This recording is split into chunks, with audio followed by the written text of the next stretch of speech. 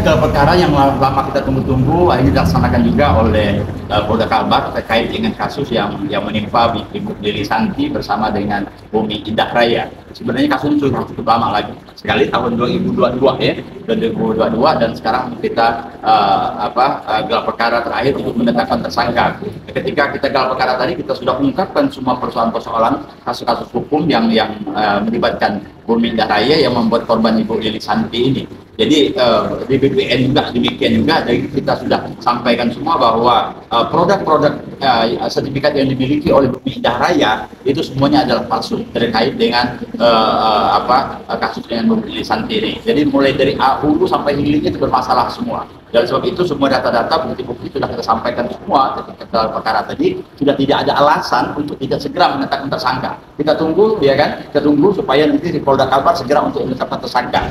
Karena persoalannya sangat jelas dan sangat transparan siapa berbuat apa, ya kan? Siapa berbuat apa, siapa yang ikut serta di dalam penerbitan sertifikat palsu ini yang bisa dijerat oleh pidana. Saya kira pasal-pasal yang terkait dengan pidana cukup banyak sekali, mulai dari pasal 51, 52, 51, 266 dan seterusnya itu juga sudah cukup banyak sekali yang bisa untuk menjerat. Jadi artinya tidak ada satupun alasan untuk tidak menetapkan sebagai tersangka, apalagi nanti kalau misalnya ada coba-coba pihak-pihak tertentu ingin menjadikan menginvestigasikan supaya persoalan ini di stop, dihentikan. Ini suatu hal yang tidak masuk akal. Misalnya kita yakin bahwa Polda Kalbar tetap akan tegak lurus, dan kita yakin bahwa semua penegak hukum di Polda Kalbar ini masih punya komitmen yang besar, ya kan, untuk menegakkan hukum ini sesuai dengan fakta-fakta yang terjadi, sesuai bukti-bukti yang ada, dan kita yakin bahwa ke depan akan semakin baik tentunya. Nah, terkait dengan ini sebetulnya bukan hanya Ibu Lili Santi saja korban, banyak korban ini. Di belakang ini ada Ibu Lulu, ya kan, dan semuanya ini korban-korban semua ini. Beliau-beliau korban-korban semua dalam tanah-tanah yang sama, satu hamparan, ya kan, satu hamparan yang dikuasai, diterbitkan sertifikatnya hak pakai oleh Bumi Indah Raya ini tadi. Nah, jadi kita nggak ngerti kenapa BPN ini sudah berani-berani menyalahi berbagai aturan-aturan sehingga terbitnya sertifikat hak pakai yang dimiliki oleh Bumi Indah Raya. Jadi pokoknya tadi semua persoalan sudah kita sampaikan semua di dalam gelar perkara, tidak ada satupun yang tersisa, dari hulu sampai hilir semua kita sudah ungkapkan, semua bermasalah secara hukum. Ya kan, fakta-faktanya banyak sekali, fakta-faktanya dipalsukan oleh oknum-oknum yang ada di BPN sehingga muncullah sertifikat hak pakai yang dimiliki atas nama Bumi Indah Raya. Dan kita berharap untuk segera ada ditetapkan tersangka dan segera dilakukan proses hukum dan sesuai dengan ketentuan yang ada. Dan tentu saja nanti ibu-ibu, bapak-bapak yang ada yang sekarang kita lihat di belakang ini, beliau-beliaunya ada korban-korban juga yang kita berharap nanti bisa segera terselesaikan yang baik.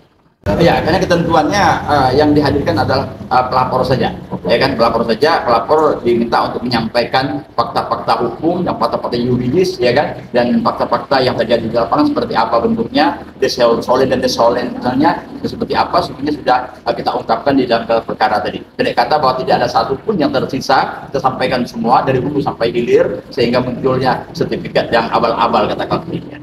Kita belum bisa memastikan berapa oknum, tapi yang jelas bahwa dari situ sudah kelihatan siapa berbuat apa, ya kan, bagaimana pengajuan awalnya, ya kan, pengajuan awalnya itu consulting report yang dibuat seperti apa, dan data-data yang dipalsukan oleh apa, siapa yang melakukan itu. Nah, nanti penyidiklah yang akan menelusurinya, dan siapa saja yang ikut serta di sana, siapa saja mengapa mereka mau melakukan kesalahan seperti itu penyidik Polda Kalbar nanti akan menelusurinya lebih lanjut. Berkasus dengan BRI ini pada tahun 2010 dan sudah ingkrah, dan ada pada taraf ingkrah. Kemudian tapi hingga detik ini kami tidak bisa balik batas, tidak bisa balik batas, padahal kami begitu menerima surat ingkrah kami sudah melapor ke BPN bahwa kasus itu sudah selesai, tapi hingga detik ini tidak bisa balik batas. Aneh kan? Dan sekarang ditimpa lagi, sekarang ini dengan adanya hak pakai itu ditimpa dengan sertifikat hak pakai, artinya tidak diakui dong keabsahan daripada ingkrah tadi, kan gitu. Putusan pengadilannya artinya diingkari, kan begitu. Karena apa? Ternyata tertimpa lagi dengan sertifikat hak pakai.